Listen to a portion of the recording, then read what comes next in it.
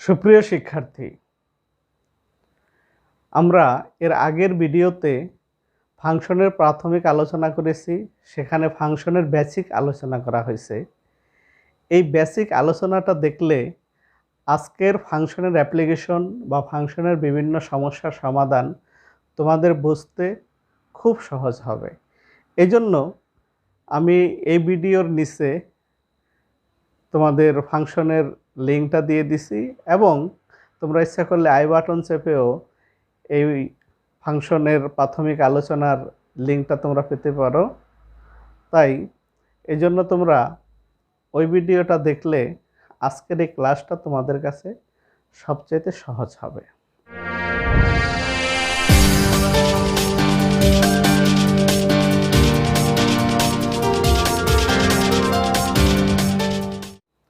আজকে আমরা একটা ফাংশন লিখেছি।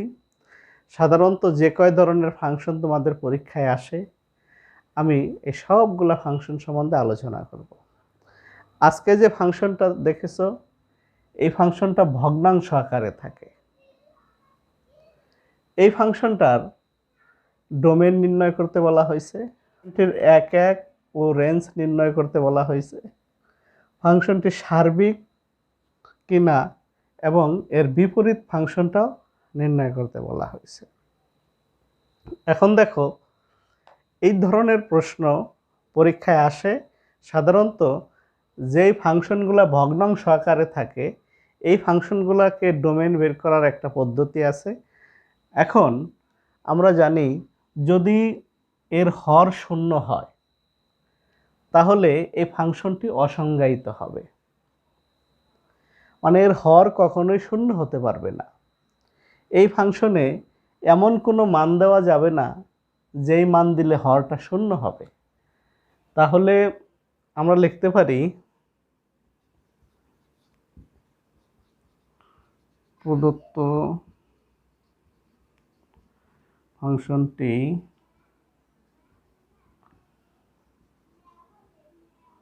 অসংজ্ঞায়িত হবে যদি 3x - 4 = 0 বা x = 4/3 হয়। দেখো, এই ফাংশনে যদি এই মানটা 0 ধরি তাহলে x এর মান বের হয় 4/3। আমরা যদি এখানে x এর পরিবর্তে 4/3 দেই তাহলে এই ফাংশনটার হর শূন্য হবে এবং এটা অসংজ্ঞায়িত হবে, ফলে আমরা কোনো মান পাবো না। এই জন্য এই ফাংশনে আমরা বাস্তব সংখ্যার যে কোনো মান বসাইতে পারবো, শুধুমাত্র এই 4/3 বসাইতে পারবো না। অর্থাৎ x 4/3 হবে না। সুতরাং ডোম f সমান হবে সকল বাস্তব সংখ্যা শুধুমাত্র 4/3 বাদে। তাহলে এটা ডোমেন হবে সকল বাস্তব সংখ্যা থেকে 4/3টাকে বাদ দিলে আর যে বাস্তব সংখ্যার সেট থাকবে এগুলা হবে এই ফাংশনটার ডোমেন। এবার আমরা ফাংশনটির এক নির্ণয় করব। মনে করি x1 x2 ডোম f। ডোম f এর মধ্যে দুইটা, এই ডোমেন থেকে দুইটা উপাদান নিলাম এই ফাংশনের, একটা হলো x1 x2। তাহলে সুতরাং f of x1 সমান হবে 2, যত জায়গায় x আছে তত জায়গায় x1 হয়ে যাবে,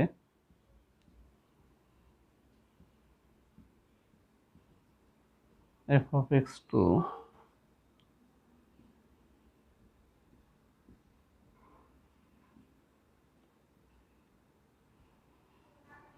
f1 f2 হবে, যদিও কেবল যদি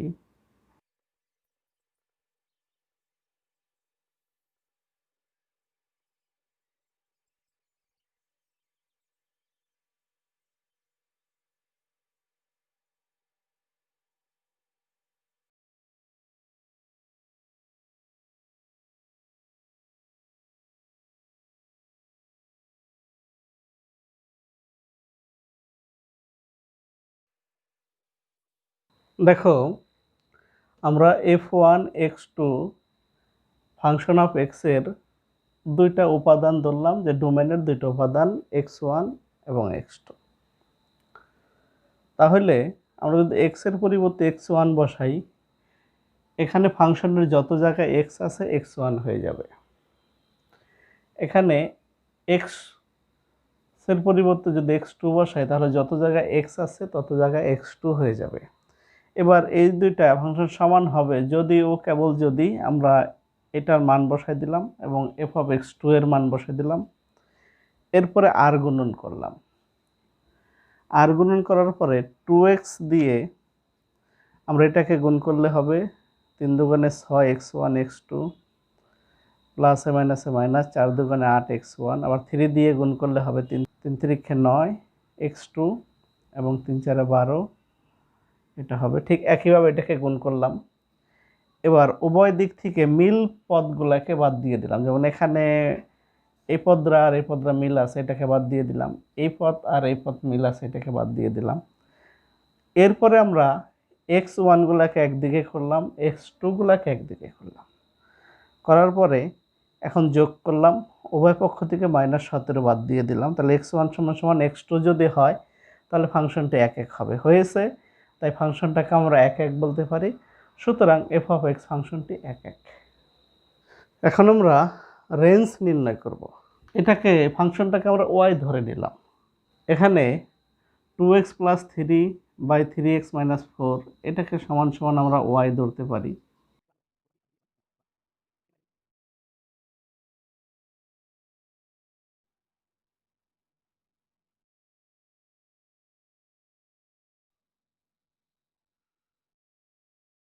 আমরা y সমান f(x) মানে ফাংশনটাকে ধরেছি, তাহলে এইটা সমান এটা আমরা লিখতে পারি।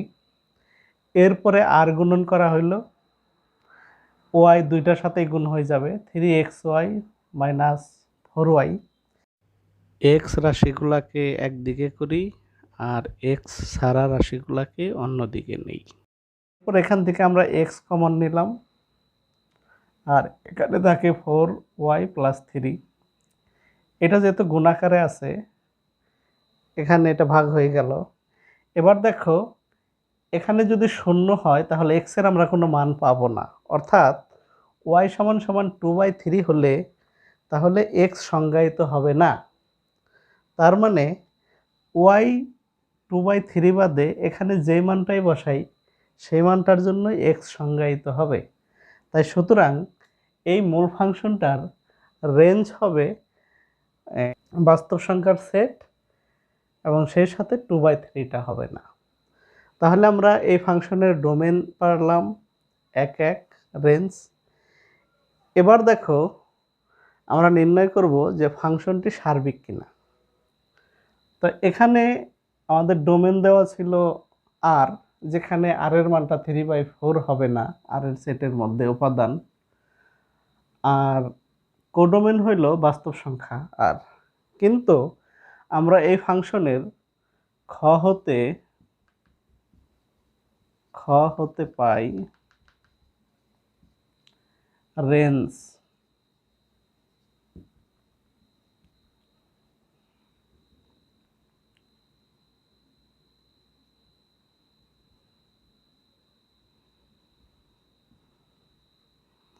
এখন তোমরা হয়তো বলতে পারো যে আমি নির্ণয় করব সার্বিক, তাই রেঞ্জের দরকার কি? আমরা জানি এই কোডোমেন আর রেঞ্জ যদি সমান হয় তাহলে ফাংশনটা সার্বিক হয়, কিন্তু এখানে রেঞ্জ আর কোডোমেন সমান হয় নাই, কাজেই এই ফাংশনটি সার্বিক হবে না। আর কোনো ফাংশন যদি 1 1 এবং সার্বিক না হয় তাহলে ওই ফাংশনের বিপরীত মান পাওয়া যাবে না। তাই এখানে বিপরীত মান নির্ণয় করার কথা বলা হয়েছিল, যেহেতু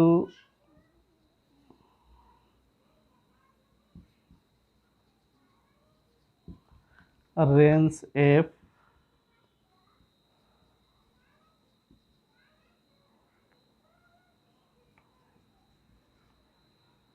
কোডোমেন এবং রেঞ্জ সমান নয়, সুতরাং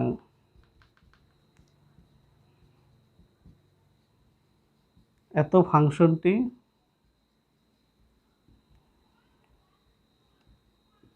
সার্বিক নয়। আর এই ফাংশনটি যদি সার্বিক না হয় তাহলে যেহেতু ফাংশনটি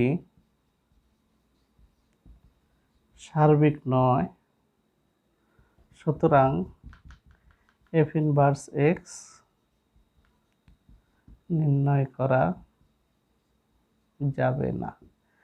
আমাদের গ নম্বরে ছিল এই ফাংশনটার সার্বিক নির্ণয় করতে হবে এবং এর বিপরীত ফাংশন নির্ণয় করতে হবে, কিন্তু এই ফাংশনটা যেহেতু সার্বিক হয় নাই, আমরা জানি বিপরীত হইতে হলে ফাংশনটি এক এক এবং সার্বিক হইতে হয়।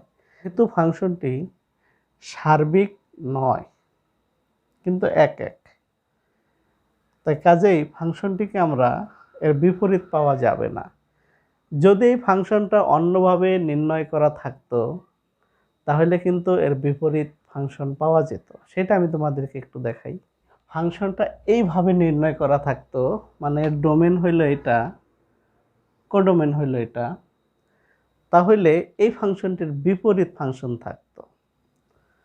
তার মানে তখন রেঞ্জ আর কোডোমেন দুইটা সমান হতো, তখন এটার বিপরীত ফাংশন থাকতো।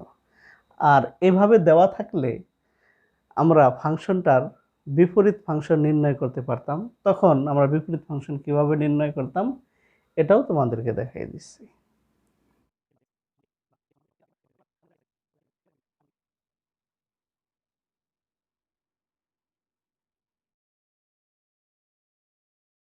এবার দেখো এফ ইনভার্স এক্স সমান আমরা এ ধরলাম। এবার এখানে যদি আমরা এটাকে বিপরীত করি তাহলে এটা এফ অফ এ হয়ে যায়। এখন এই ফাংশনটায় মূল ফাংশনটা যদি আমি এক্সের পরিবর্তে এ বসাই তাহলে যত জায়গা এক্স আছে তত জায়গা এ হয়ে যাবে। এরপর আমরা আর গুণ করলাম, এক্স দিয়ে থ্রি এ কে গুণ করলে হবে 3ax মাইনাস 4x, এটা 1 দিয়ে গুণ করলে যা আছে তাই। এবার আমরা এগুলাকে একদিকে করলাম, এ ছাড়াগুলাকে একদিকে করলাম, এখান থেকে আমরা এ কমন নিলাম, গুণ আকারে আছে, এখানে ভাগাকার হয়ে যাবে। এবার আমরা এর মান বসাই দিলাম, তাহলে আমরা বিপরীত ফাংশনটি পেয়ে গেলাম। এইভাবে যদি এই কোডোমেন আর রেঞ্জ সমান হয়ে যায় এবং ফাংশনটি যদি এক এক হয় তাহলে ফাংশনটি বিপরীত হবে, তখন আমরা এর বিপরীত ফাংশনটা এভাবে নির্ণয় করে দেব। দেখো আমি এখানে দুইটা ফাংশন দিয়েছি, পরীক্ষা এভাবেও আসে এভাবেও আসে। এবার ফাংশন দুইটার ডোমেন নির্ণয় করতে হবে এবং ফাংশন দুইটার এক এক নির্ণয় করব এবং এদের রেঞ্জ নির্ণয় করব। তাহলে আমরা নির্ণয় করে ফেলি। দেখো আমরা ডোমেন নির্ণয় করব এক নম্বর ফাংশনের। একটু খেয়াল করে দেখো এই ফাংশনের রোট আছে, রোট থাকার কারণে এর ভিতরে মাইনাস মান গ্রহণযোগ্য হবে না, অর্থাৎ শূন্য গ্রহণযোগ্য হবে কিন্তু শূন্য থেকে ছোট এই মাইনাস মানগুলো গ্রহণযোগ্য হবে না। তাহলে আমরা লিখব এখানে ফাংশনটি সংজ্ঞায়িত হবে যদি এই মানটা শূন্যের সমান অথবা শূন্য থেকে বড় হয়। তাহলে এখানে এক্স এর মানটা এই 1 অথবা 1 থেকে বড় মান দিলেই কেবল এটা সংজ্ঞায়িত হবে। তাহলে ডোম এফ এক্স, যেহেতু 1 থেকে বড় মান অনেকগুলো আছে কাজে এটাকে আমরা সেট আকারে লিখব। এক্স এর মানটা বাস্তব সংখ্যায়, এটাই হলো এই ফাংশনের ডোমেন। এবার দেখো দ্বিতীয়টার ডোমেন নির্ণয় করব। আমরা জানি লগের মান শুধুমাত্র ধনাত্মক সংখ্যার জন্যই এটা সংজ্ঞায়িত হয়, অর্থাৎ জি অফ এক্স ফাংশনটি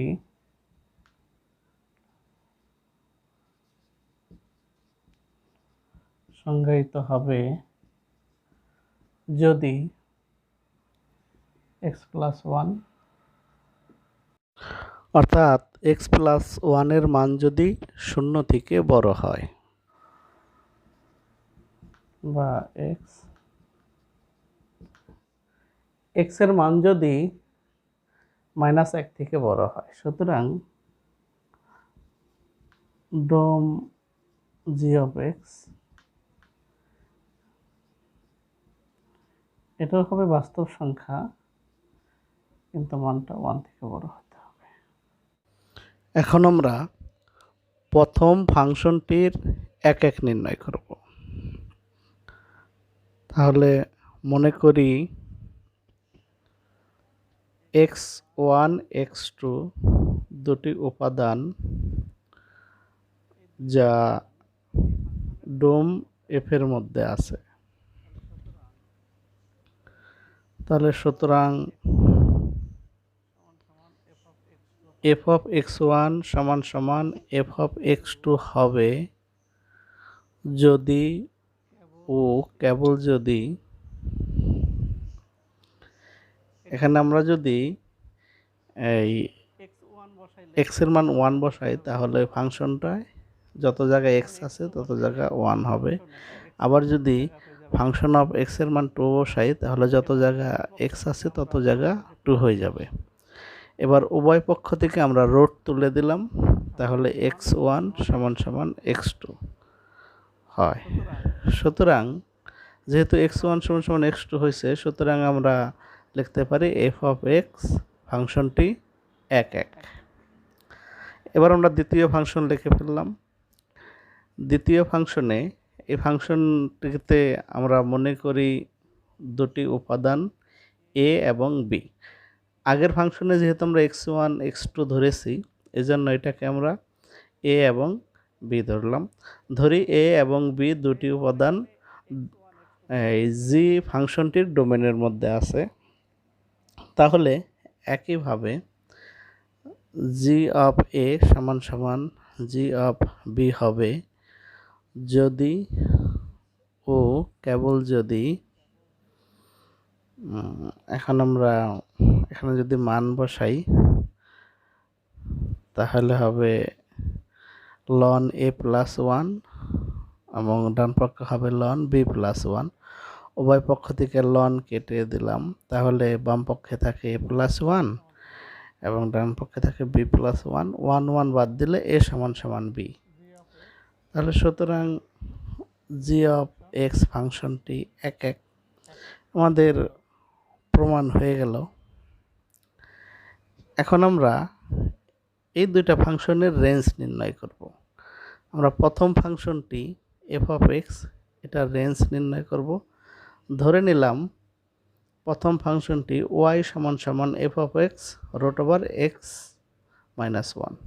তাহলে এটাকে আমরা ওয়াই সমান সমান রুট ওভার এক্স মাইনাস 1 লিখতে পারি, বা উভয় পক্ষে বর্গ করে দিলাম আমরা রুটটাকে তোলার জন্য। এবার ওয়াই স্কোয়ার রুট যদি কাটা যায় এক্স মাইনাস 1 হয়, সাইড পরিবর্তন করা হইল। এখন এক্সটাকে রেখে ওয়াই এই 1টাকে ওই ডান পক্ষে নিয়ে গেলাম। তাহলে দেখো এখানে এক্স স্কোয়ার থাকার কারণে সমস্ত বাস্তব মানের জন্য ওয়াই এক্সটা সংজ্ঞায়িত হবে, মানে ওয়াই এর সমস্ত বাস্তব মানের জন্য এক্স সংজ্ঞায়িত হবে। এই জন্য আমরা লিখতে পারি ওয়াই এর যে কোনো বাস্তব মানের জন্য এক্স সংজ্ঞায়িত হবে। সুতরাং এই এফ অফ এক্স এই ফাংশনটির রেঞ্জ হবে বাস্তব সংখ্যার সেট, অর্থাৎ আর। এবার আমরা দ্বিতীয় ফাংশনটির রেঞ্জ নির্ণয় করব। এটাকেও আমরা ধরে নেই ফাংশনটি আগে তুলি লন এক্স প্লাস 1। এখন মনে করি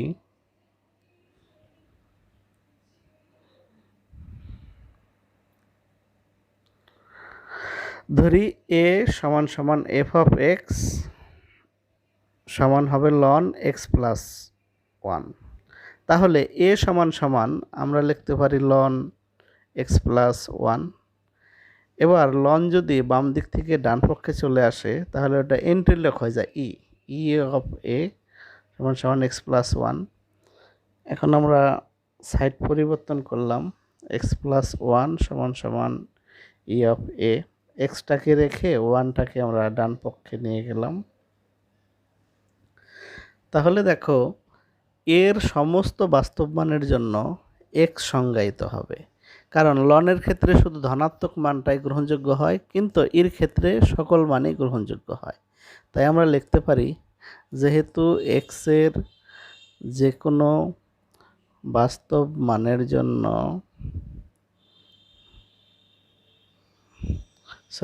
যেহেতু এ এর যে কোনো বাস্তব মানের জন্য এক্স সংজ্ঞায়িত হবে, সুতরাং এক্স সংজ্ঞায়িত হবে, সুতরাং জি অফ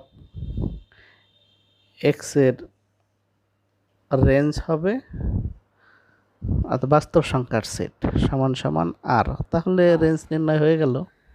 প্রিয় শিক্ষার্থীরা, এখানে আমরা একটা ফাংশন লিখছি। এই ফাংশনের দেখো ক নম্বর একটা ফাংশন দেওয়া হয়েছে। এই ফাংশনটা আমরা আগে রোট দিয়ে ফাংশনের ডোমেন রেঞ্জ নির্ণয় করা দেখাইছি, এক এক নির্ণয় করা দেখাইছি। এই ফাংশনেরও একইভাবে শুধুমাত্র ডোমেনটা একটু ভিন্ন হয়, এজন্য এটাকে ক নাম্বার এটা ডোমেনটা নির্ণয় করতে দেওয়া হয়েছে। এবং এই ফাংশনটির লেখচিত্র রাখতে হবে এবং এটা এক এক কিনা আমরা দেখব। আর এই এফ ফাংশনটির ডোম এবং রেঞ্জ নির্ণয় করব। তাহলে ক নাম্বারে চলে যাই। জি অফ এক্স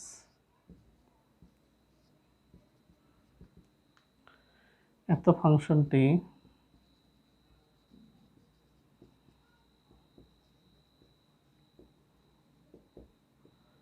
সংজ্ঞায়িত হবে যদি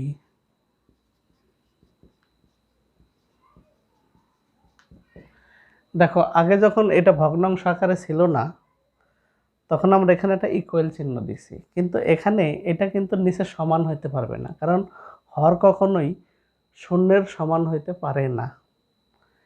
এই জন্য আমরা এখানে ইকুয়াল দেই নাই, শুধু এটা শূন্যর থেকে বড় হবে, অর্থাৎ এক্স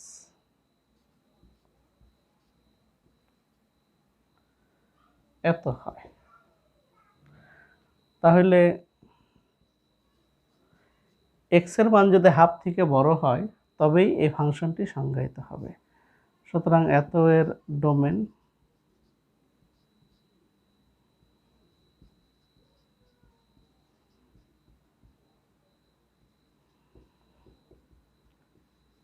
হাফ থেকে বড় এর মানগুলোই এই ফাংশনটার ডোমেন হবে। আমরা ওয়াই সমান সমান এই ফাংশনটা ধরেছি, এবার এক্স এর ভিন্ন ভিন্ন মানের জন্য ওয়াই এর মান নির্ণয় করব। এখন আমরা যদি এক্স এর মান এখানে -2 বসাই, ওয়াই এর মান পাবো 0.15, এভাবে -1 বসাইলে পাবো 0.37,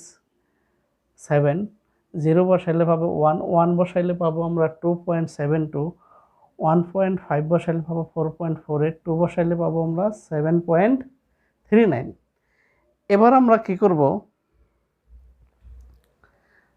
ওয়াই অক্ষ বরাবর 3 বর্গ গড়কে আমরা এক একক ধরব এবং এক্স অক্ষ বরাবর 5 বর্গ গড়কে যদি আমরা এক একক ধরি তাহলে আমরা এই লেখচিত্রটি পাই। এবং এখানে দেখো এটা একটা কার্ভ হয়েছে, এভাবেই এটার লেখচিত্রটাকে আমরা অঙ্কন করে ফেললাম। এবার দেখো এই ফাংশনটি এক এক কিনা এটা আমরা নির্ণয় করব। তাহলে মনে করি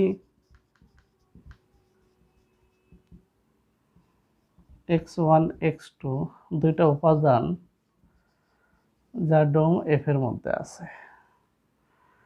তাহলে সুতরাং এফ x1 সমান f(x2) হবে যদি ও কেবল যদি ex1 ex2, অর্থাৎ এখানে x এর পরিবর্তে x1 বসালে তাহলে এর উপরে হয় x1, এখানে এর উপরে হয় x2। এখানে ই বলতে কিন্তু এটাকে এন্টিলগ বোঝায়, উভয় পক্ষ থেকে এই বাদ গেল, সুতরাং x1 সমান x2 হয়। সুতরাং f(x) ফাংশনটি এক। দেখো এই ফাংশনটির আমরা ডোমেন নির্ণয় করব এবং রেঞ্জ নির্ণয় করব, গ নম্বরে যা বলা ছিল। এবার ডোমেন নির্ণয় করতে হলে দেখো এখানে x এর যে কোনো বাস্তব মানের জন্য, সেটা ভগ্নাংশ হোক, ঋণাত্মক হোক, ধনাত্মক হোক, সব বাস্তব মানের জন্য এটা সংজ্ঞায়িত হবে। তাহলে এই ফাংশনটা আমরা লিখব x এর যে কোনো বাস্তব মানের জন্য f(x) সংজ্ঞায়িত হয়। সুতরাং f(x) এর ডোমেন হবে সকল বাস্তব সংখ্যা। এখানে একটা জিনিস খেয়াল করে দেখো, যখন আমরা x এর মান ঋণাত্মক মান দিব, এটার মান তো আস্তে আস্তে কমতে থাকবে, মাইনাস হতে থাকবে। মাইনাস হতে হতে এটা একেবারে শূন্য হবে না, কিন্তু ক্ষুদ্র হতে হতে এটা শূন্যের কাছাকাছি চলে যাবে। আবার যদি এটাকে আমরা বড় মান দেই, অর্থাৎ পজিটিভ মান দেই x এর বাস্তব সংখ্যা থেকে, তাহলে এটা বড় হইতে হইতে একদম মানে প্রায় টেন্স টু অসীমের কাছে চলে যাবে। তাহলে এটার মান যখন আমরা মাইনাস প্রায় টেন্স টু অসীমের কাছে যাব, তখন এটার মান টেন্স টু 0 হয়ে যাবে। আবার এটাকে যদি আমরা ধনাত্মক দেই, x এর ধনাত্মক মানের জন্য ফাংশনটি বৃহত্তর হবে।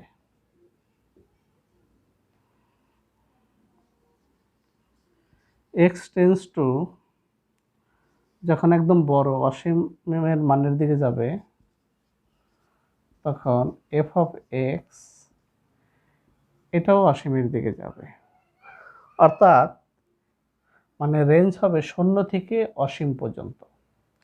তাহলে সুতরাং f(x) এর রেঞ্জ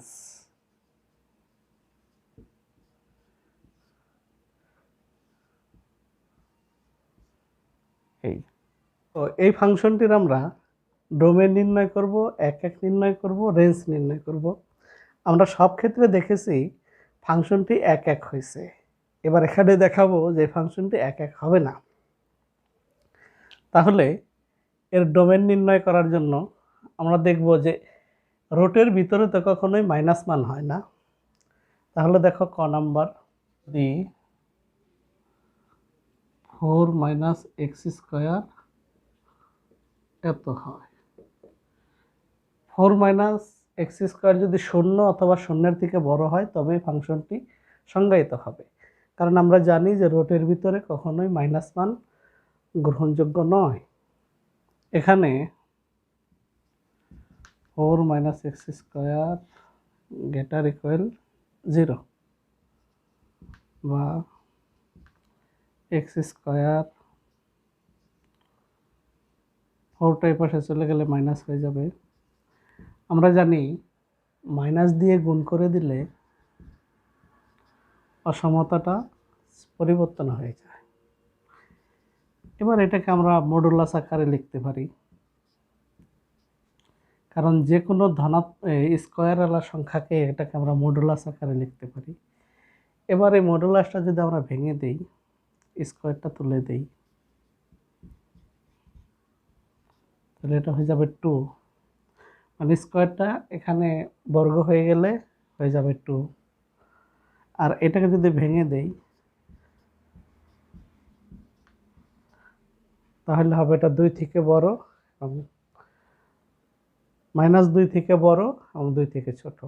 এই মানগুলোর জন্যই এই ফাংশনটা সংজ্ঞায়িত হবে। তো এটা কিভাবে হলো এটা দেখার জন্য তোমাকে আমার ভিডিও এই অসীম ধারা দেখতে হবে, ওখানে আলোচনা করা হয়েছে। তাহলে আমরা লিখব ডোম এফ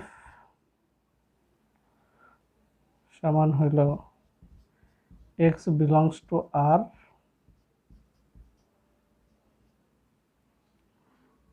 এখানে ইকুয়াল চিহ্নটা আছে।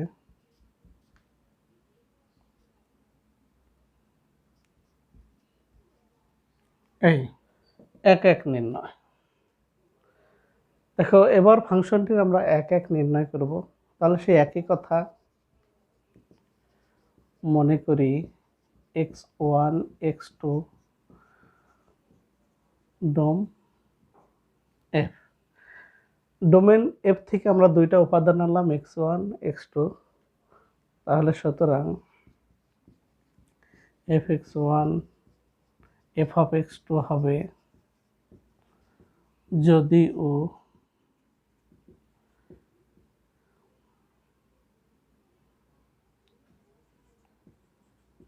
কেবল যদি 4 - x1 স্কয়ার। এখানে দেখো যদি আমি 1 দেই তাহলে এখানে মূল ফাংশনে যত জায়গায় x আছে তত জায়গায় 1 হয়ে যাবে। যখন আমি x2 দিব তখন যত জায়গায় x আছে তত জায়গা x2 হয়ে যাবে। এবার উভয় পক্ষ থেকে রুট চলে গেল,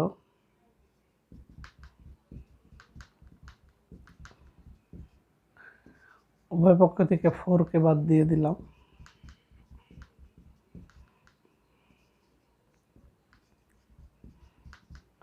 মাইনাস বাদ। এবার সুতরাং বা কারণ এখানে স্কয়ার উঠে গেলে প্লাস মাইনাস হবে, যেহেতু আমরা ভিন্ন ভিন্ন ডোমেনের জন্য ভিন্ন ভিন্ন রেঞ্জ পাই নেই, মানে x1 = x2 হয় নাই, সুতরাং f of x ফাংশনটি 1 নয়।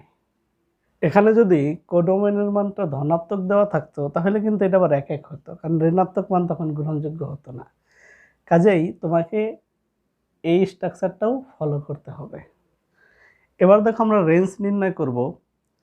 আমরা ক হতে পেয়েছি x এর মান সাধারণত এই ব্যবধির মধ্যে আছে, অর্থাৎ -2 হতে +2 পর্যন্ত। এর মধ্যেই x এর মানটা আছে, অর্থাৎ ডোমেনটা এর মধ্যেই আছে। তাহলে এই সমস্ত ডোমেনের জন্যই তো আমরা রেঞ্জ পাবো।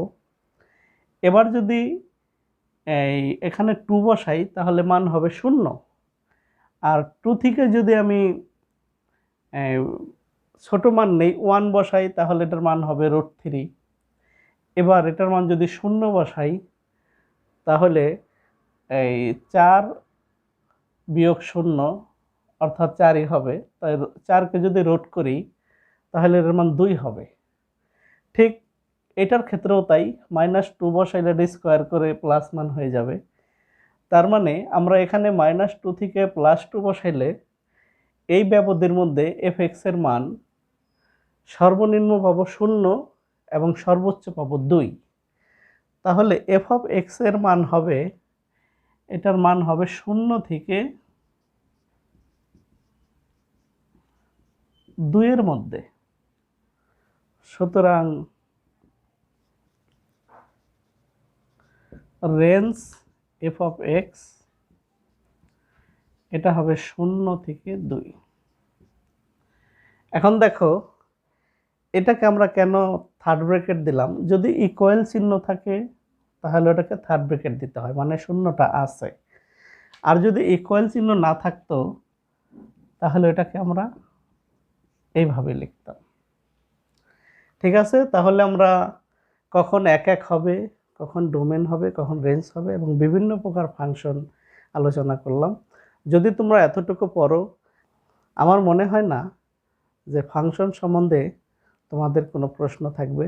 তারপরেও যদি তোমাদের কোনো অসুবিধা হয় তাহলে তোমরা আমাকে কমেন্টসে জানাবে, আমি তোমাদের ওইটার সমাধান দেওয়ার চেষ্টা করব।